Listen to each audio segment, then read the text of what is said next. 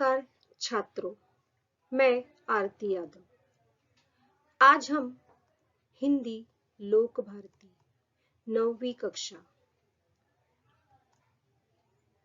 पाठ क्रमांक 8 पहली इकाई इस पाठ का अध्ययन करेंगे। चलो अब हम आगे चलते हैं। आज का जो हमारा पाठ है पाठ क्रमांक 8 वीरभूमि पर कुछ दिन। तो बच्चों, जो वीरभूमि पर कुछ दिन इस पाठ की लेखिका रुक्मणी संगल जी। चलिए हम थोड़ी सी जानकारी यानी थोड़ा सा परिचय रुक्मणी संगल जी के बारे में भी करेंगे। इनका परिचय इस प्रकार है बच्चों। इनका जन्म 1 सितंबर 1945 बुढ़ान उत्तर प्रदेश में हुआ है और इनका परिचय जो रहा है वो इस तरह विभिन्न पत्र पत्रिकाओं में स्वतंत्र लेखन इन्होंने किया है और साथ ही इनकी जो प्रमुख कृतियां हैं, दिनकर के काव्य में जीवन मूल्य विषय पर शोध प्रबंध इन्होंने किया है। तो बच्चों, ये है इनका थोड़ा सा परिचय। अब हम आगे चलते हैं हमारे पाठ के तरफ, यानी गद्य संबंधी जो है उस पर हम ध्यान देंगे। तो अब हम चलते हैं गद्य संबंधी। जो आज का हमारा पाठ है बच्चों, ये यात्रा वर्णन है। क्या है बच्चों? यात्रा वर्णन। इसमें अपने द्वारा किए गए किसी पर्यटन की अपनी अनुभूतियों, प्रकृति कला का पर्यवेक्षण, स्थान की विशेषताओं आदि का लगावपूर्ण वर्णन किया गया है। तो बच्चों, ये है गद्य संबंधी, यानी कि जो आज का हमारा पाठ है वो एक यात्रा के बारे में है और इस यात्रा पर लेखिका जी ने क्या महसूस किया, क्या अनुभूति उनको हुई, वहाँ की प्रकृति कला क्या है, पर्यावरण कैसा है, उस स्थान की विशेषता क्या है, इस बारे में उन्होंने इस पाठ के द्वारा हमें बताया है। तो जो हमारा आज का पाठ है, प्रस्तुत पाठ में वीरभूमि राजस्थान के जोधपुर, जैसलमेर, चित्तौड़गढ़ आदि विविध स्थानों और वहां की कला संस्कृति का वर्णन किया गया है। यानी कि आज का जो हमारा पाठ है राजस्थान के बारे में है और वहां के जोधपुर, जैसलमेर, चित्तौड़गढ़ की जो कलाकृतियां हैं, जो संस्कृतियां हैं, जो सभ्यताएं हैं, उसके बारे में उन्होंने एक वर्णन के रूप में हमारे सामने प्रस्तुत किया है। चलिए तो हम अपनी राजस्थान की यात्रा पर चलते हैं। चलिए बच्चों, अब हम अपने पाठ की तरफ चलते हैं। हमारा जो आज का पाठ है, गाड़ी अपनी गति से बढ़ रही थी, यानी लेखिका जी ट्रेन से जा रही हैं। कहाँ जा रही हैं? यात्रा दर्शन पर, राजस्थान के दर्शन पर।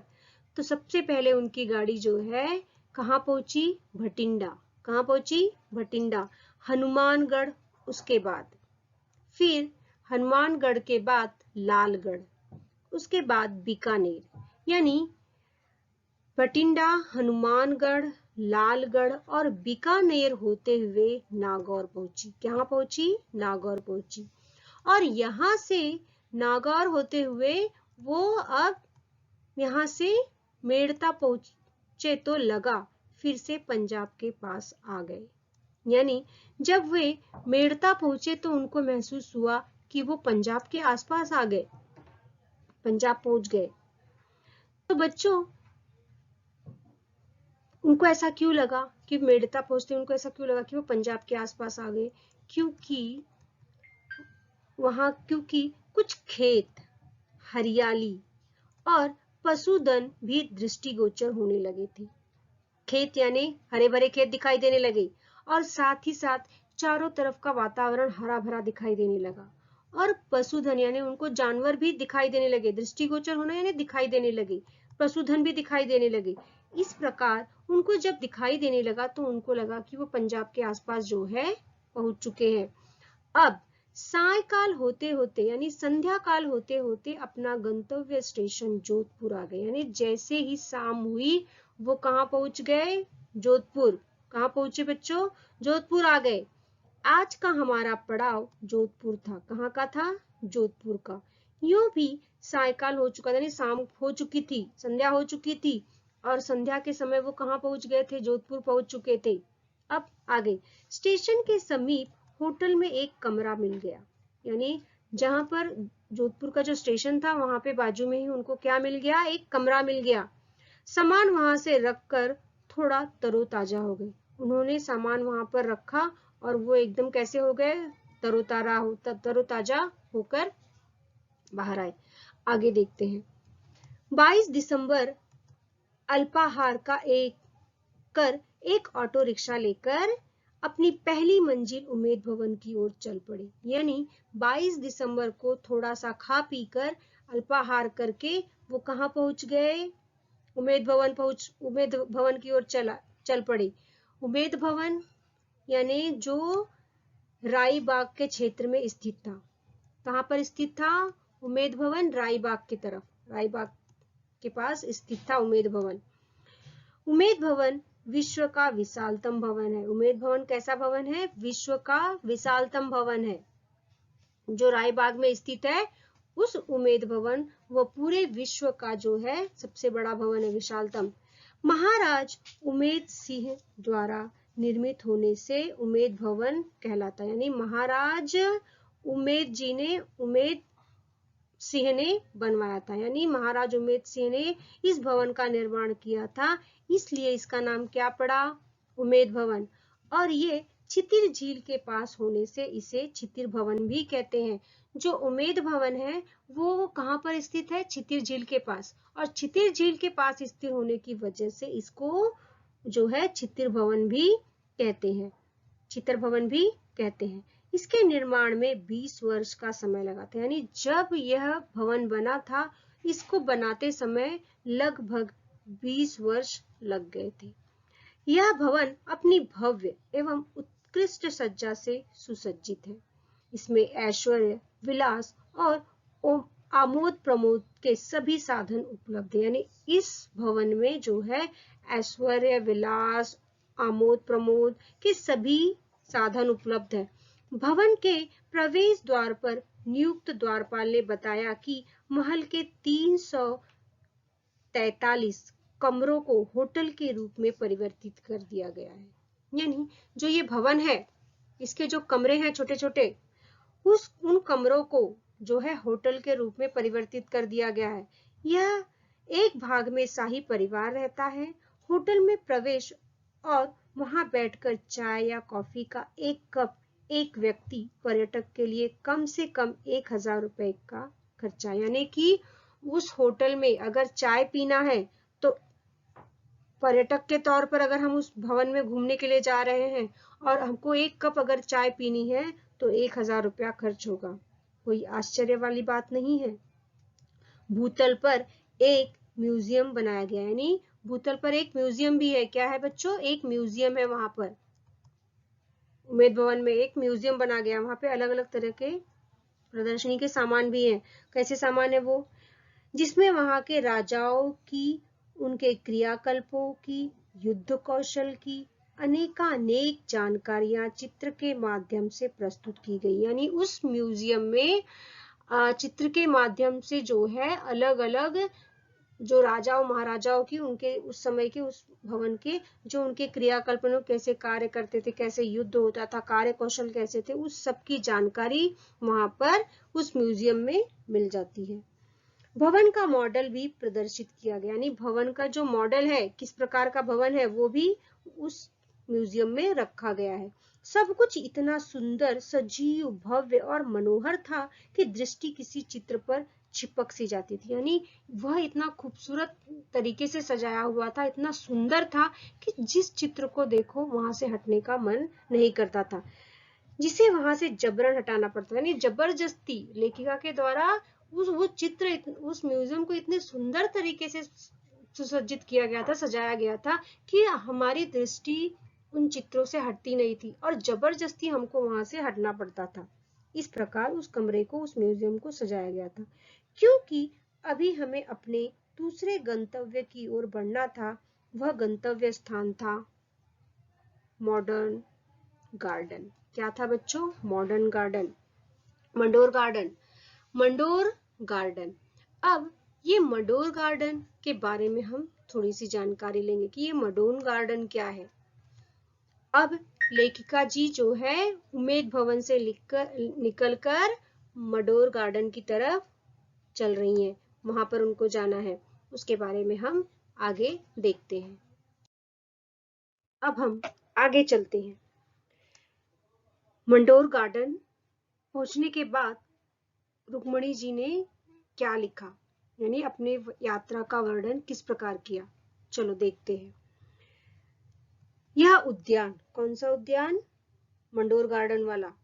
यह उद्यान मारवाड़ की पुरानी राजधानी मंडव्यपुर के समीप जोधपुर नरेशों के द्वारा बनाया गया था। कौन सा उद्यान? जो मंडोर गार्डन था, ये कहां पर बनाया गया था? मांडव्यपुर के समीप जोधपुर में, यानी वहां के राजाओं ने मिलकर इसे बनाया था, उनके द्वारा बनाया गया था। मांडव्यपुर का ही अपभद्र रूप मंडोर है। यहाँ बनाया गया भगवान कृष्ण का मंदिर कला की उत्कृष्टता का प्रमाण है। ये किसका मंदिर था बच्चों? कृष्ण भगवान का। और ये इसकी जो कला है वो देखते बनती है, यानी इसकी जो नक्काशियां हैं इतनी खूबसूरत लगती हैं, बहुत खूबसूरत बनाया गया था। तो ये कृष्ण भगवान का मंदिर था और इसकी जो कलाकृतियां, इसकी जो सुंदरता, इसकी जो बनावट है बहुत ही खूबसूरत है, सुंदर है, देखने लायक है। इस प्रकार लेखिका जी हमें बता रही हैं। चलिए आगे चलते हैं। आगे चट्टानों को काटकर निर्मित सीढ़ीनुमा उद्यान दर्शनीय है, यानी चट्टानों को काटकर इसकी निर्मित की गई है। चट्टान को यानी पत्थर को काट काट कर इसको बनाया गया है। रानी उद्यान के अगले 3 तलों वाली एक इमारत इसकी प्रहरी जान पड़ती है, यानी जो रानी उद्यान है वो 3 तलों वाली, और ऐसा लगता है कि वो पहरा दे रही है, रखवाली कर रही है। मार्ग के दोनों ओर जलाशय बने हैं। मार्ग के दोनों तरफ क्या है बच्चों? जलाशय हैं। और उद्यान में प्रवेश करते ही वहां के लोकगीत गायक अपने अपने वाद्यों पर किसी न किसी हिंदी या राजस्थानी गीत की धुन छोड़कर पर्यटकों को प्रसन्न कर उनके कुछ दक्षिणा की आकांक्षा करते जान पड़ते हैं। यानी कि जिस तरह ये गार्डन है वहां पर जो लोकगीत बजते हैं, वहां के जो लोग हैं अलग अलग वाद्य, यानी कि जो यंत्र होते हैं गायन के, जैसे सुतार और मृदंग, तबला, ये सब क्या है? वाद्य हैं। तो इन सब का उपयोग करके वहां के जो लोग हैं वो राजस्थानी गीत या हिंदी गीतों की धुन गुनगुनाते हैं, और जो पर्यटक वहां आते हैं उनसे जो है दक्षिणा के रूप में कुछ पैसे मिल जाए तो उनका भी जीवन व्यापन हो जाए। तो इस तरह वो आकांक्षा लेकर, उम्मीद लेकर अपनी कलाकृति दिखाते हैं। तो आगे रानी उद्यान के बाईं ओर पहाड़ी की एक चट्टान पर वहां के वीरों ने देवताओं की विशाल मूर्तियां बनाई हुई हैं, यानी कि पहाड़ी पर जो मंदिर बना हुआ है वहां पर देवताओं की जो है विशाल मूर्तियां बनी हुई है। विशाल मूर्तियां यानी वो चट्टानों को काटकर मूर्तियों को दर्शाया गया है, यानी वहां पे मूर्तियां बैठाई गई है, उसी चट्टानों को काट काट कर वो मूर्तियां उसी चट्टानों पर बनाई गई हैं। ठीक है। मंडोर गार्डन के दृश्य में अभिभूत हम मनोहरगढ़ किले की ओर बढ़ने लगे, यानी कि वो जो दृश्य बनाया गया था चट्टानों को काटकर जो मूर्तियां बनाई गई थी वो इतना खूबसूरत था, उनकी कलाकृतियां इतनी खूबसूरत थी कि देखते बनती थी। उसके बाद मंडोर गार्डन का दृश्य देखते देखते वो कहाँ की तरफ बढ़े? मेहरानगढ़ किले की ओर बढ़ने लगे, जो शहर के मध्य में 4 फीट ऊंची पहाड़ी पर 20 फुट से 120 फुट ऊंची दीवार की पर कोटे से घिरी है। यानी ये जो कहाँ बना हुआ था? शहर से 4 फीट ऊंची पहाड़ी के ऊपर बना हुआ है। 20 फुट और 120 फुट ऊंची दीवार के पर कोटे से घिरा है, यानी कि 20 फुट और 120 फुट की जो दीवार बनी होती है उससे उसको पूरा बाउंड्री बनाकर जो है उसको घेरा गया है। किसको? उस किले को। ठीक है। आगे देखो, किले को घेरा गया है। इसका निर्माण कार्य 1459 में जोधाजी राव द्वारा कराया गया था। किसने करवाया था? जोधाजी राव जी ने करवाया था। इसके परकोटे में जगह जगह बुर्जियां बनाई गई है। इसके परकोटे में क्या बनाई गई हैं? जगह जगह बुर्जियां बनाई गई हैं। इस किले में भव्य प्रवेश द्वार, जयपोल, लौह पोल और पतह पोल बने हैं। यानी जय पोल बना हुआ है, उसके बाद लव पोल बना हुआ है और फतह पोल बने हैं। क्या बने हैं? फतह पोल बने हैं। जय पोल तक आते आते ही शहर नीचे रह जाता है। यानी जय पोल तक जब हम पहुंचते हैं तो शहर कहाँ रह जाता है? नीचे। वो हमको दिखाई नहीं देता, बहुत नीचे चला जाता है शहर, हमें धुंधला दिखता है, हम काफी ऊपर आ जाते हैं। और दोपहर की रेगिस्तानी धूप और शाम की चमकीली चांदनी में शहर का भव्य और मनोहर दृश्य वहां से बड़ा ही मन भावन दिखाई देता है। यानी कि वह इतनी ऊंचाई पर है कि वहां से अगर हम शहर को देखते हैं तो जुगजुगनाते हुए लाइट हमें बहुत, शहर जो है अच्छा दिखाई देता है, खूबसूरत दिखाई देता है, मन को मोहने वाला, एकदम मनोहर दिखाई देता है। इस प्रकार वहां का दृश्य है। ये प्रवेश द्वार जोधाजी राव के विभिन्न वंशजों द्वारा विजय के प्रतीक रूप में बनाए गए। यानी ये जो द्वार बने हुए हैं, ये क्यों बने हैं? विजय के द्वार हैं। उनके ही वंशजों द्वारा ये द्वार जो है, जब वो कहीं जीत कर आते थे तो इस प्रकार का द्वार वो वहां पर बनवाते थे।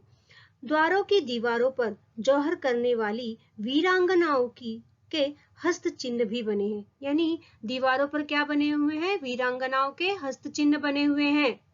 ठीक है, तो हस्त चिन्ह बने हैं। दुर्ग के अंदर कई भव्य और विशाल भवन है। यानी दुर्ग के अंदर क्या है बच्चों? कई भवन बने हैं, और जो विशाल भवन है जैसे मोती महल, फूल महल, शीश महल, दौलत खाना, फतह महल, इस प्रकार जो है कई महल बने हुए, और रानी महल आदि। कई बैठक खाना, तो कहीं दीवान खाने खास, दीवान खाने आम, तो कहीं कला की प्रदर्शनी हेतु पेंटिंग और दरिया भी प्रदर्शित की गई हैं। यानी जो उनकी दरें हैं, जो दरिया बिछाई जाती हैं, वो भी बहुत खूबसूरत है। यानी उसकी कलाकृति इतनी खूबसूरत है जो देखते बनती है। इस प्रकार इतना खूबसूरत दृश्य वहां पर बनाया गया है। ठीक है, तो चलिए अब आगे चलते हैं। इसके बाद हम पहुंचते हैं पहाड़ी पर स्थित जसवंत ठंडा नामक विख्यात स्मारक देखने चले। यानी इसके बाद वो कहाँ चले? जसवंत ठंडा नामक विख्यात स्मारक देखने के लिए वो पहुंच गए। प्रवेश द्वार के एक ओर महादेव का मंदिर है तो दूसरी ओर देव सरोवर। यानी कि जो जसवंत ठंडा का प्रवेश द्वार है, एक ओर क्या है? एक ओर जलाशय बना हुआ है और एक ओर महादेव का देव सरोवर है।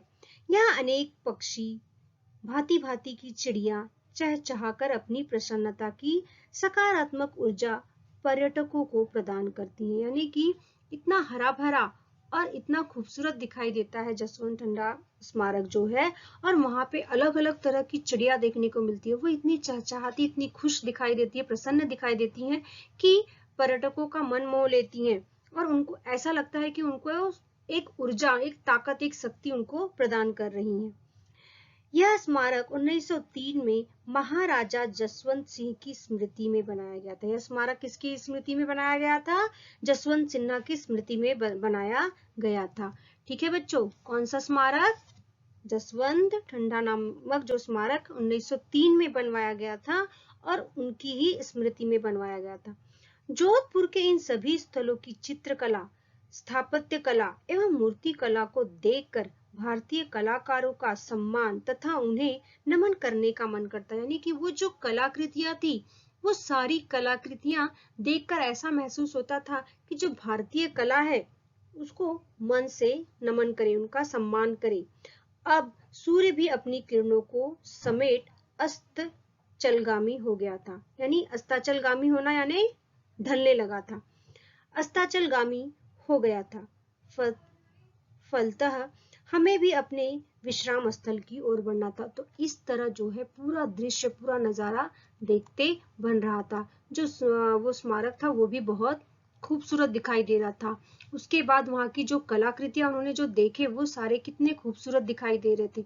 इस प्रकार जो है सारी कलाकृतियों को ऐसा लगा कि मतलब मन को मोह कर ऐसे लगा कि उनका जो है नमन करे।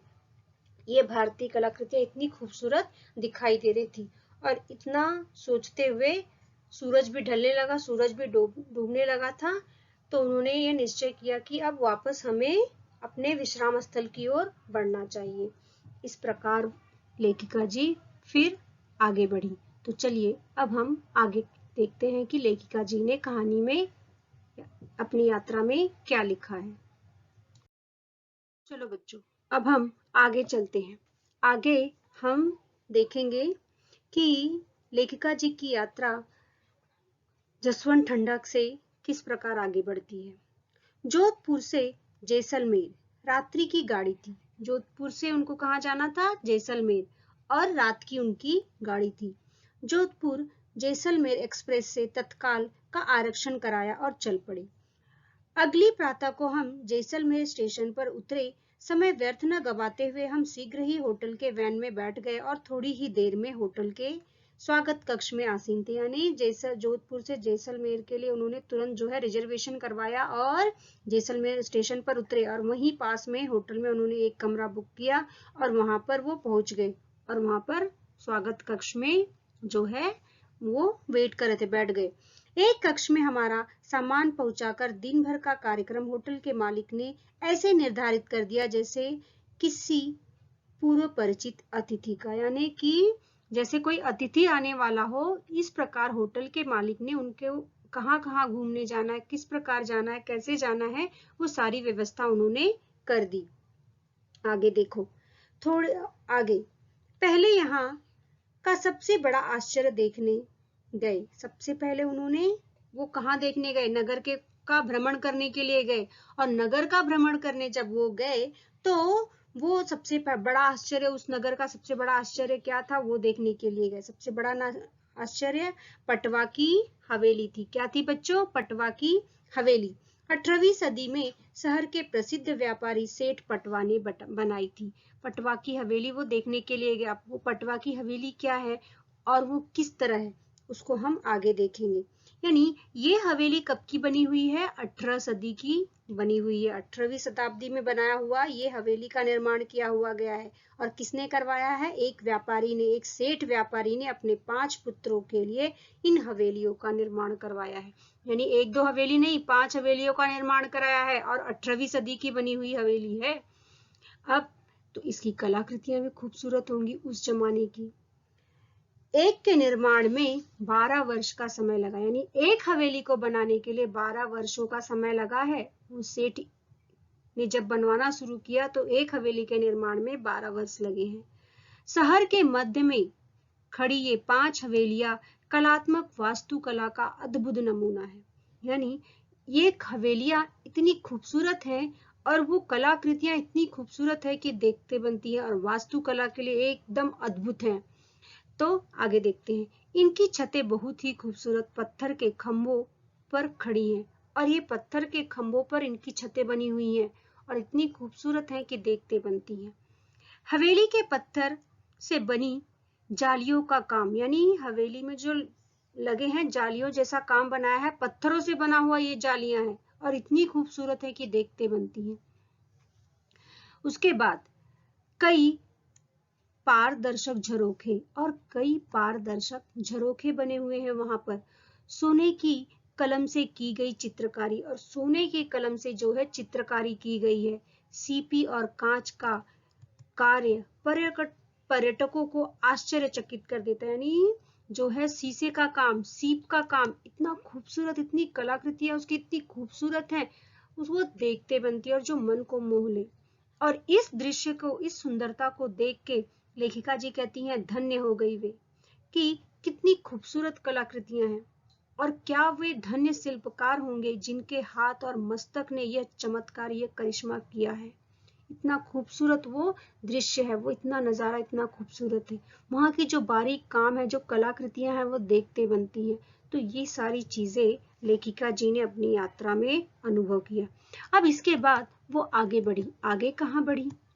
यानी उस हवेली के, सेठ की हवेलियां, जो 5 हवेलियां, उसके दर्शन करने के बाद वो आगे बढ़ी। आगे उन्होंने, आज ही शाम का कार्यक्रम भी था। सम यानी क्या बच्चों?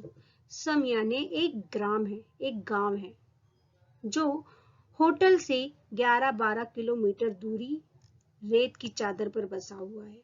यानी होटल से 11-12 किलोमीटर दूर वो गांव है और वो रेत की चादर पर, रेत की चादर यानी रेत की चारों तरफ फैला हुआ रेत ही रेत नजर आता है और उस रेत पर बसा हुआ वो गांव है, जहां पर, जिस गांव को हम सम गांव कहते हैं।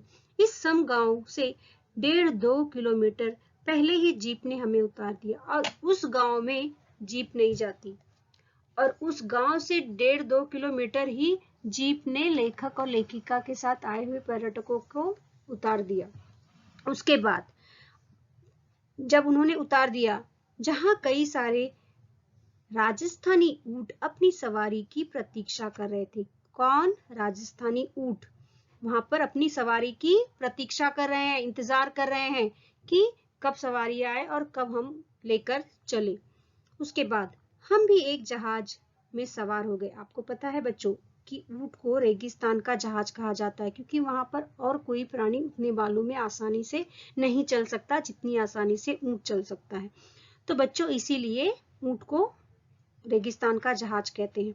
तो यहाँ पर जो है बहुत सारे ऊंट वहां पर इंतजार कर रहे थे अपनी सवारियों के लिए, ताकि सवारी आए और वो लेकर चले। उसी तरह लेखक और लेखिका के परिवार भी एक जहाज पर यानी एक ऊंट पर सवार हो गए और डर भी लग रहा था, प्रसन्नता भी हो रही थी, उत्सुकता भी थी। यानी उनको खुशी भी हो रही थी कि आज हम ऊंट की सवारी कर रहे हैं और उनको प्रसन्नता भी हो रही थी, ठीक है, और अंदर डर भी लग रहा था कि कहीं हम गिर भी ना जाएं। तो इस तरह जो है वो आनंद उठा रहे थे ऊंट की सवारी का। हमारी मंजिल थी सूर्यास्त्र केंद्र बिंदु। उनकी मंजिल क्या थी बच्चों? सूर्यास्त्र केंद्र बिंदु, जहां पे सूर्य अस्त होता हो, ऐसा केंद्र बिंदु, और उसके दर्शन करना था।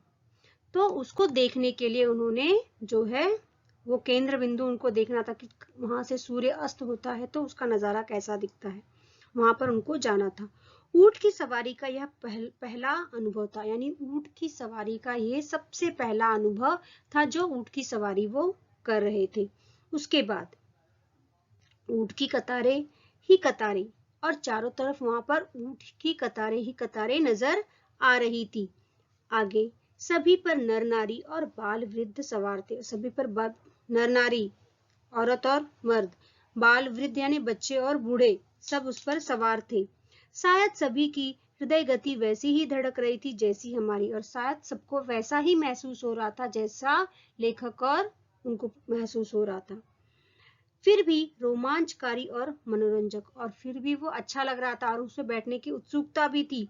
कुछ ऊंट अपनी सवारियों को गंतव्य तक पहुंचाकर वापस आ रहे थे और कुछ ऊंट रिटर्न पहुंचाकर वहां से वापस वो रिटर्न भी आ रहे थे, जहां रेत की मखमली गद्दे, जिन पर आपके पग 5-7 अंगुल नीचे धसे जाते, यानी ऐसी जगह जहां पर पैर रखो तो 5-7 अंगुल जो है पैर हमारा नीचे चला जाए, और इस तरह जो है वो छोड़कर आ रहे थे। पंक्तिबद्ध ऊंटों की कतारें, उन पर रंग बिरंगी पोशाकों में आसीन पर्यटक शायद अपने गिरने के भय को खोए दम साधे बैठे थे। और जो है वो रंग बिरंगी जो पोशाकों से सजी हुई जो ऊंटें थी, जो उनका जहाज था, वो इतना रोमांचकारी लग रहा था कि पर्यटक उस पर बैठना भी चाहते थे, पर डर भी रहता था, उनको डर भी लगता था कि कहीं हम गिर ना जाएं। और देखते देखते हम सब गंतव्य पर पहुंच गए। गंतव्य यानी जहां पर उनको जाना था, वो निश्चित स्थान जहां पर उनको दर्शन करने थे, तो वो वहां पर पहुंच गए ऊंट के यानी रेगिस्तान के जहाज पर सवार होकर, और वहां पर पहुंचकर वो उतर गए। तो वहां का जो दृश्य था वो इतना अद्भुत था, इतना रोमांचकारी था कि वो बातें, वो चीजें देखते बनती हैं। इस प्रकार लेखिका जी यहाँ हमें बता रही हैं। चलिए अब हम आगे चलते हैं। चलिए बच्चों, अब हम चलते हैं अपने स्वाध्याय की तरफ। स्वाध्याय में प्रश्न क्रमांक 1, सूचना के अनुसार कृतियां कीजिए। उसमें नंबर 1 क्या है? नंबर 1 है उम्मेद भवन को प्राप्त गौरव, यानी उम्मेद भवन को कौन सा गौरव प्राप्त है? तो इसका उत्तर इस प्रकार है, विश्व का विशालतम भवन है, यानी उम्मेद भवन पूरे दुनिया में, पूरे विश्व में सबसे विशाल भवन है। उसी प्रकार नंबर 2, रेत की चादर यानी क्या? रेत की चादर यानी दूर दूर तक फैली हुई मोटी रेत, यानी बहुत ज्यादा रेत फैली हुई है, जहां भी देखो वहां रेत ही रेत नजर आती है, तो उसे हम कहते हैं रेत की चादर। इस प्रकार हम लिख सकते हैं। चलिए अब हम आगे चलते हैं। चलिए बच्चों, हम चलते हैं प्रश्न क्रमांक 2 की तरफ। प्रश्न क्रमांक 2, उत्तर लिखिए। उसमें प्रश्न क्रमांक 1 है, ऊंट की सवारी करने के बाद लेखिका की स्थिति। ऊंट की सवारी करने के बाद लेखिका की क्या स्थिति? तो उसका उत्तर इस प्रकार हम लिख सकते हैं, मन में डर और आनंद का भाव। उसी तरह प्रश्न क्रमांक 2, ऊंट की सवारी का अनुभव रोमांचकारी और मनोरंजक था, यह दर्शाने वाला वाक्य, यानी कौन सा ऐसा वाक्य है जिससे ऊंट की सवारी का जो अनुभव था, जो फीलिंग थी, वो रोमांचकारी और मनोरंजक था? तो उसका उत्तर हम इस प्रकार लिख सकते हैं, सभी की हृदय गति वैसी ही धड़क रही थी जैसी हमारी। तो इस तरह हम इसका उत्तर लिख सकते हैं। चलिए अब हम आगे चलते हैं।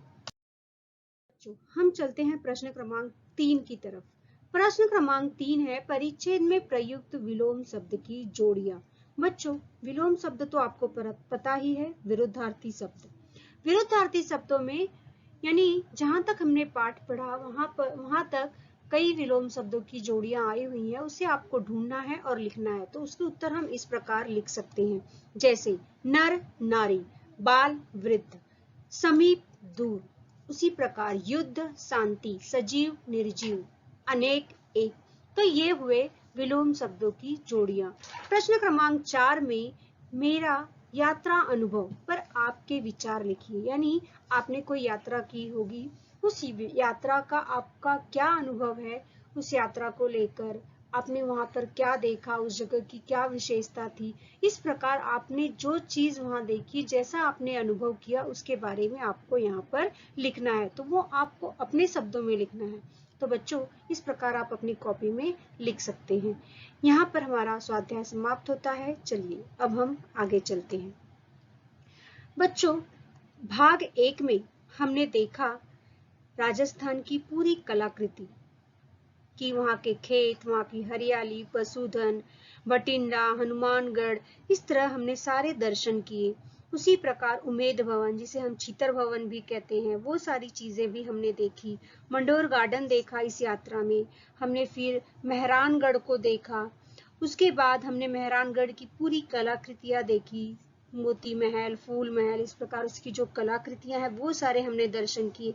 फिर जैसलमेर में हम पहुंचे, वहां भी हमने पटवा की जो हवेली है वो भी हमने देखा। यानी इस प्रकार सारे दर्शन करते हुए, यानी 18वीं और 19वीं शताब्दी के सारे दर्शन हमको वहां पर हुए। तो बच्चों, आगे हमने सेम ग्राम को देखा, यानी सेम ग्राम की जो कलाकृतियां हैं, वहाँ के जो लोक नृत्य हैं, उसके बारे में हमने जानकारी ली।